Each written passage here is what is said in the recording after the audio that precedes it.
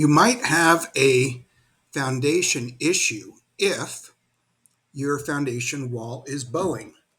Now, there's a simple self-test you could use to see if it's bowing. So you anchor a plumb bob or a chalk line on one edge of a wall. Make sure it's up flush against the wall using your thumb. And then you want to make sure that you take that string all the way to the other end of the wall. And you want to make it around the corner, pull it taut, tie it off on something that is strong enough to hold a tight chalk line like you see here, and then sight down the line of the foundation. Make sure there are no weeds, no insulation, no rocks, no nails in the way, so that you get a straight line.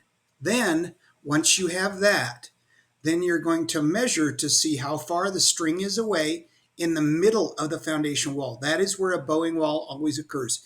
If you ended up with 2 inches like I just showed, that's probably a problem. If you're just a quarter of an inch, a half an inch, a half a thumbnail, something like that, it's probably not a problem. But if you have 2 inches, there are some dangers for that. So I'm not going to go into that now. But you can check for a bowing foundation wall on the inside in a basement. You can see this. You see that window has been caulked because it's so cockeyed, and there have been some repairs. You can see those earth anchors that are sticking in that wall. But that is a badly bowing wall. Best way to look at it is along the wall like that.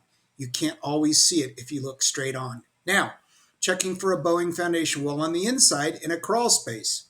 This particular crawl space had a bowing wall, and the owner knew it, and they tried to use an angle iron across the top screwed to the floor joist. Well, that's not strong enough. As you can see, it's gotten crooked, and the foundation wall is still coming in. That is a foundation wall that needs to be addressed by a professional as well. So check our YouTube channel, website, Facebook, TikTok, comment, subscribe, like, do any one of those things, or visit the website at foundationrepairacademy.com. And thanks for watching.